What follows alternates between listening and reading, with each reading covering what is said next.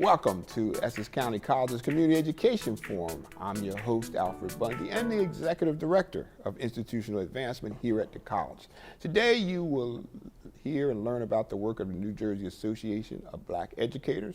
You will also meet the new president of the Essex County College Student Government Association. But first, I want to introduce you to our special guest. Joining us now is a professor of sociology here at the college, and he's also the director of the Africana Institute. Please welcome Dr. Akil Khalfani to the Community Education Forum. Welcome. Thank you very much. Glad to be here. Like I said, you have seveul responsibilities, and many of them we don't have time to get into, but certainly you're a leader here on our campus, and you do a lot of good works. And I want to talk and let you share with our audience a little bit about what the Africana Institute does and some of your activities you've had over the years. Sure. First of all, thank you. I'm glad to be here.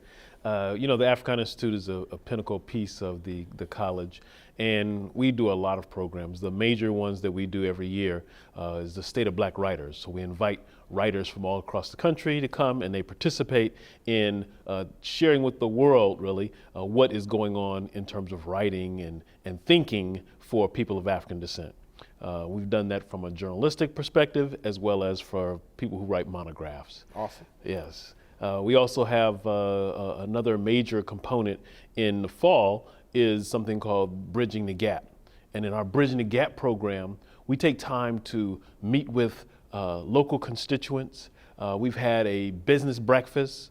We've worked to bridge the gap between African American and Caribbean, folks from the Caribbean and from the continent. So we try to figure out ways that we can talk about how the African community, globally speaking, can work together more cohesively. And that's a really important piece that we do here in the fall. Tell me about something you have called Drum Fest.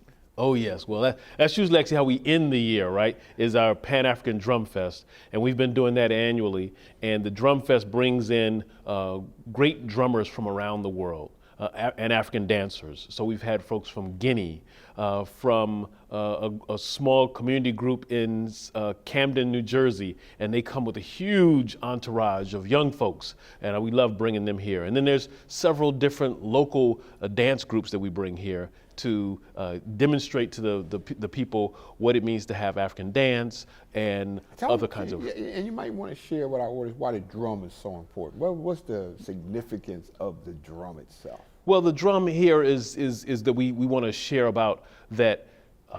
That drum is the foundation of the African community, right? So that even the music that we hear today, whether it's hip hop or jazz or blues, that boom boom, that drum is the cadence of the soul of the African community, right? And then it also historically was a tool of communication, and so that we're still using it in communication, but in different different rhythms. Went back to the village of Africa. That's right. That's how you woke up the community and the neighborhood. You also have a number of great speakers or a series around, keynote speakers coming to the college.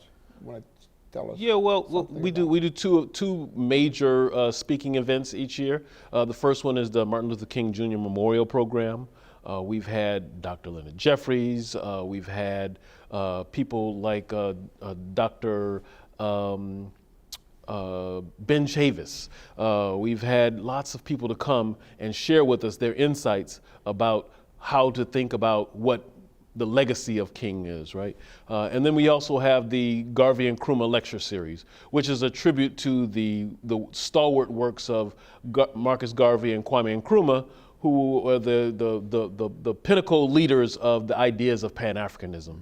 And we've had a wide variety of folks to come to talk about what Pan-Africanism is. The director from Lincoln School, Professor Zizwe Poe, and many others who've come to help us to explore what that means. We want you to tell us about another component of the college that you are the leader of, is the Social Justice Council, which you chair. Tell us the importance of social justice right now, and why do we have a council, and what does it do or plan to do? Yes. So first and foremost, the Social Justice Council here at the college is to make sure that the community knows that we value their ideas, we value their cultural, historical, racial, all the different backgrounds that they bring to the table, and we want to demonstrate the value of that to them and know that the college values it. Then also, we want to develop programming that looks at that. So we've had, we showed the film True Justice. We are giving a presentation to the statewide affinity groups to talk about why we need to not just think about social justice here at Essex County College, but at all the community colleges throughout the state of New Jersey. And we are the brainchild, if you will, of how to do that, and we're sharing that with all the other colleges. Yeah, for a minute, I'm just going to go back to the film, because I think you said True Justice, and I think it's really, the movie was Just Mercy, wasn't it? Yes. But it's based on the work of True Justice. That's correct. That was the writer who put together that film. After we were still trying to get that writer to come here. You know, one of the things I find that might be needed is a little bit better understanding of why we teach sociology. And because all that you do has to do with the social fabric, has all to do with the engagement of our humans and the way we live or need to live, and understanding our historical perspective. But why is sociology important as a professor? What do you say to students? Well, I think it starts with what we tell the students, and that's dealing with the sociological perspective.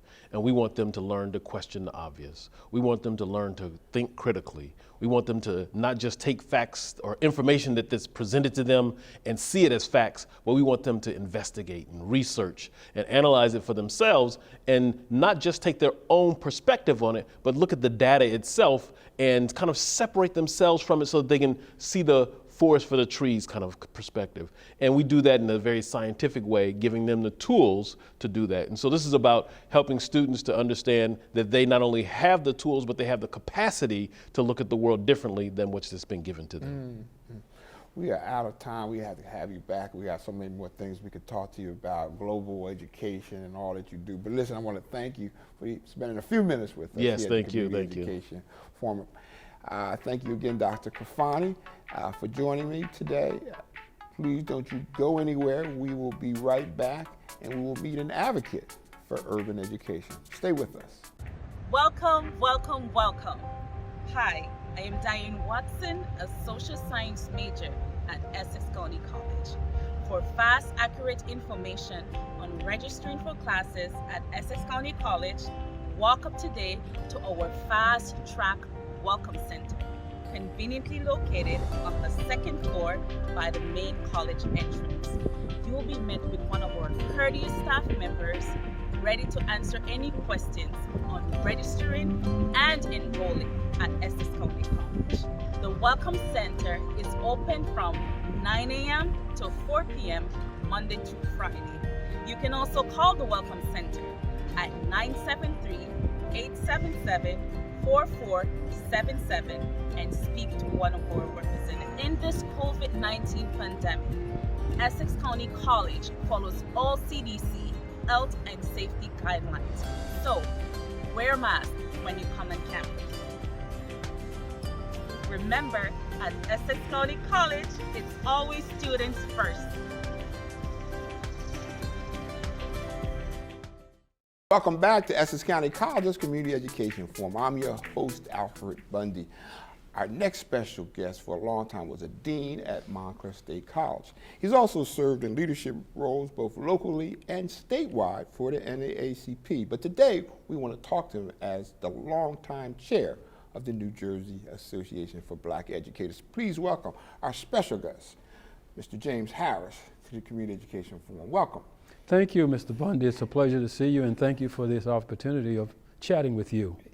You know, it's important people know the mission of the New Jersey Association for Black Educators. Tell us about that. Well, the mission of the New Jersey Association of Black Educators is to seek equity and experience and quality for all people in the state of New Jersey, specifically education. And we're talking about from Head Start through post-higher education.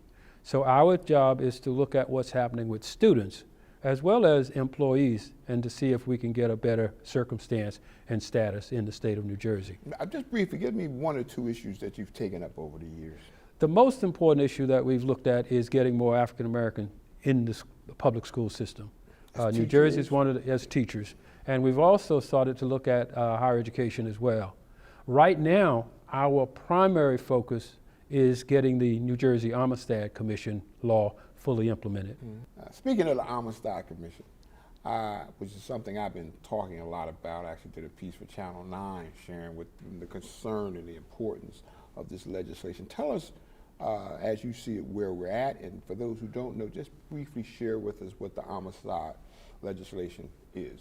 The New Jersey Amistad Commission law was passed in 2002 through the leadership of the incredible William Payne. He and Craig Stanley, who was the chair of the Education Committee of the Assembly at the time, got Governor McGreevey to sign a law that required the infusion of African American history in all of the schools in the state of New Jersey. The Amistad Commission then is responsible for making sure that every student in public schools and private schools, by the way, in the state of New Jersey are familiar and is taught in the schools the history of African Americans in this country and the vintages of slavery and the impact of slavery on development of history in this country. A lot of protests going on about racial inequality. Why might that be so important today? Because if young people and old people, for that matter, knew the history of slavery, that slavery existed in this country from 1619 to 1863, my calculation says that that's 244 years of enslavement where individuals were treated and considered property. So if you fast forward the 157 days since 1863, this country has not gotten over the fact that African Americans are not equal. They're not perceived as human like other people, like the slave master. And if young people knew that, they would have an understanding as to why there's this huge inequality in this country and why getting it fixed is a top priority. And certainly there's been discussion about reparations. I know the Social Justice Institute here in New Jersey is actually still advocating for reparations for the years of slavery. But besides that, I think the Amistad legislation was also there to make sure people got a clear understanding, both black and white or all races, of the contributions that African Americans have made. Is that true? That's absolutely true. And when you consider New Jersey is one of the most racially segregated states in the country, it's really important for white kids as well as African Americans, for Latino kids, for Asian Americans to understand that the slave experience in this country had a deep and enduring impact. And in order to fix that, we've got to adjust some major systems. Yeah, we still have education, post-traumatic syndrome yes, from slavery, which people don't realize. And that's why so many African Americans still live in enclaves that are certainly racially segregated and keeps them behind instead of having a chance to get out of some of their negative circumstances that were created through slavery. Let me move on a little bit. Besides the Amistad, share with us some other issues that are critical to the New Jersey Association of Black Educators. Well, as you probably know, economic equity is a major point. It's so important because people who live in poverty so often get left behind in so many ways. We are focused on education, so it's very important that we look at how young people get involved in education and make sure that they get the quality of education. The state of New Jersey Constitution says that the state has a responsibility to provide a thorough and efficient education to all residents, regardless of their social, regardless of their economics, or regardless of their nationality. You need to be a resident, so you're entitled constitutionally to a high quality education. So we start looking at Head Start as a major success program 50 years ago. But then we walk up to today and we see that we still have an Educational Opportunity Fund program, which is a program that's almost 50 years old, but it gives young people who are poor the opportunity of going to college, getting a degree, and hopefully having a better economic situation in our society. Many people believe education is still the key to freedom and maybe even financial freedom. Would you agree? It most certainly is the key that unlocks doors that the lack of education does not prepare you. And at every level, with the AA degree, it unlocks some doors that high school people don't have. When you get that BA degree, you're walking through doors that you must have that key. When you get your master's degree, it opens up doors that people who don't have that. And when you get to the top of the mountain with a doctoral degree, then you're at the top of all of the doors should be open to you. Very well put. We're out of time, but before you go, I know your leadership. I know the New Jersey Association of Black Educators has always been a friend, a supporter of Essex County College. Share with us a little more about why that's been significant to your association. Dr. Mary Birch and Dr. Reynolds Birch had a great impact on my development with the Leaguers. Mrs. Birch was an original member of the Board of Trustees. She was the woman who fought hard to make sure that Essex County College seated and grew in Newark. But Essex County College is the most important institution in the state of New Jersey because it most certainly is a door of opportunity. Regardless of where students come from, regardless of what their experience has been, they can come to Essex County College, get their education journey, and I dare say they transfer to some very impressive institutions. In fact, I would go so far as to say that Rutgers and NJIT would not have the reputation of being the most diverse institutions of its kind in the country, because those students who graduate from Essex, getting that academic, can transfer to NJIT, they can transfer to Montclair State, they can transfer to Rutgers. I can't thank you enough for being with us, James Harris. And please don't you go anywhere. We will be right back in a moment, and you'll hear from the president of the student government here at Essex County College. But right now, I want you to learn more about how to register for classes here at Essex County College. Welcome, welcome, welcome. Hi, I am Diane Watson, a social science major at Essex County College. For fast, accurate information on registering for classes at Essex County College, walk up today to our Fast Track Welcome Center, conveniently located on the second floor by the main college entrance. You will be met with one of our courteous staff members ready to answer any questions on registering and enrolling at Essex County College. The Welcome Center is open from 9 a.m. to 4 p.m. Monday through Friday. You can also call the Welcome Center at 973-877-4477 and speak to one of our representatives. In this COVID-19 pandemic, Essex County College follows all CDC health and safety guidelines. So, wear a mask when you come on campus. Remember, at Essex County College, it's always students first. Welcome back to Essex County College's Community Education Forum. I'm your host, Alfred Bundy. Now we're going to hear from the president of Essex County College's Student Government Association. She is a social science major, and she hails from Belleville, New Jersey. She was elected this past spring to be president of the student body. Please welcome our special guest, the president of the Essex County College Student Government Association, Ms. Sapphire Rodriguez. Welcome, Sapphire. Thank you for having me. Why'd you decide to run for president of the student government? Well, Essex County has been really important to me my whole life. My grandfather was a police officer here for a few years. In the county? Yeah, Okay. actually.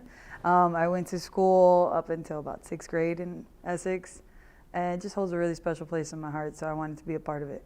Okay, now talk to me when you say you went to school. Where'd you go to school at up to the 6th grade? So I went to South Street Elementary. Okay.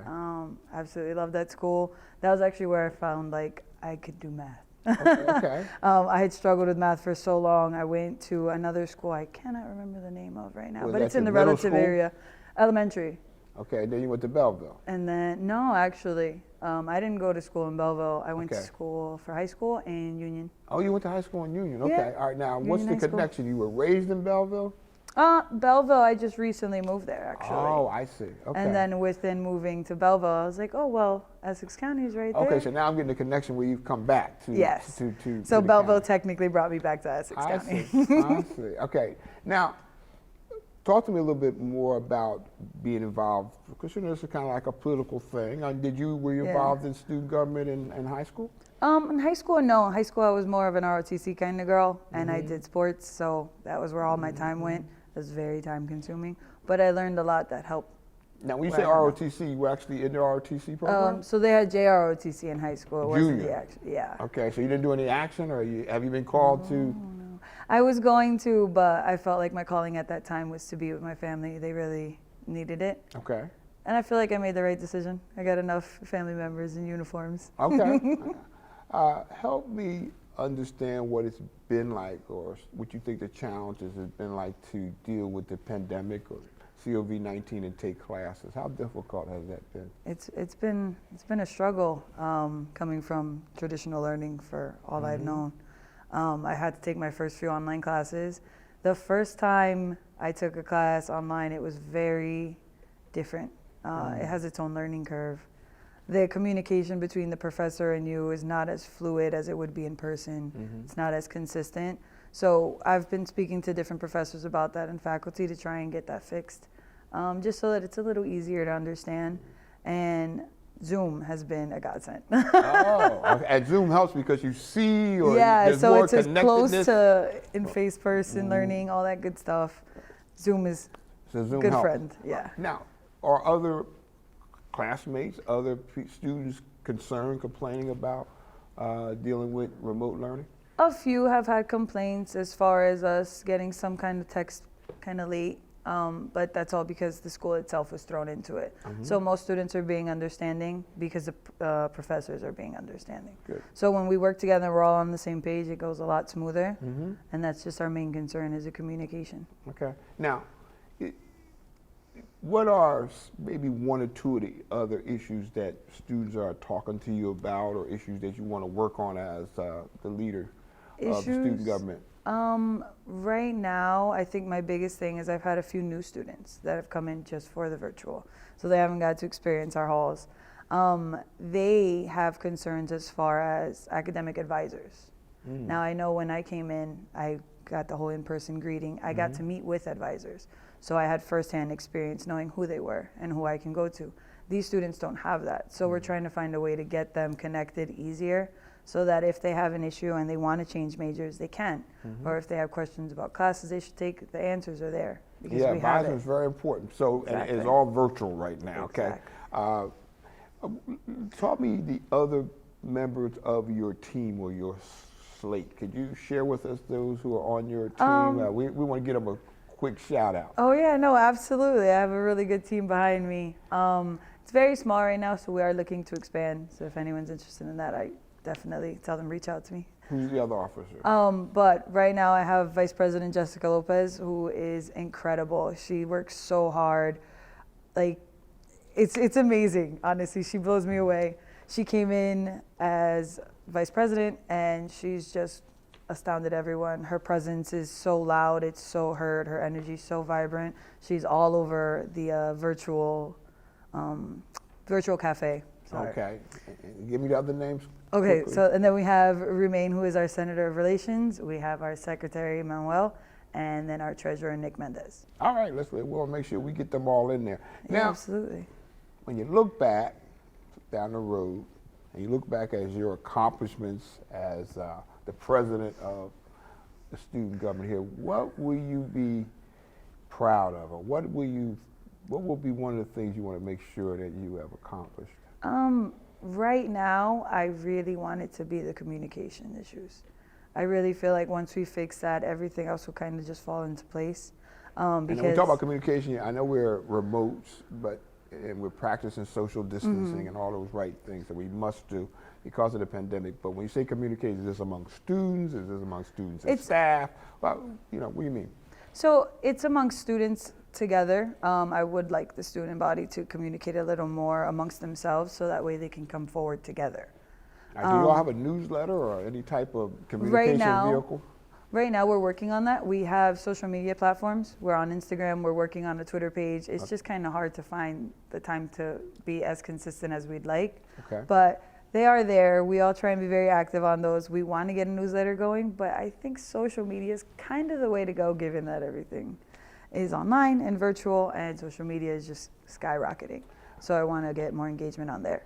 Okay, before we wrap up, Yes. tell me where you see yourself 5 years from now. I'm talking about your own kind of academic, professional career. What are your plans? Honestly, I see myself in California working towards my art degree. Okay, and why California? Sunny over there. You want to leave the Garden State and go? You know, there's a lot of fires over there. Oh yeah, that's scary. Gotta watch It's where scary. you gotta watch where you go. But I feel like the art scene out there is very different. It's very bright and vibrant, and I think art therapy would thrive out there. Okay, and you love art. Absolutely. What's your kind of, you know, what format of art? Are you a painter or Yeah, I typically singer? paint with acrylic. I wish I could sing. That would be lovely. Okay, No, I'm typically an acrylic painter. acrylic. Okay, Mm-hmm. all right. We out of time, Miss Rodriguez. We got to go. I want to thank Miss Rodriguez for being on the show, and I want to thank all of you for watching Essex County College's Community Education Forum. For more information on Essex County College, you can visit our website at essex.edu. If you want to see more of our Essex County College Community Education Forum shows, check us out on Facebook or on YouTube. I'm your host, Alfred Bundy. I'll see you next time. Thank you.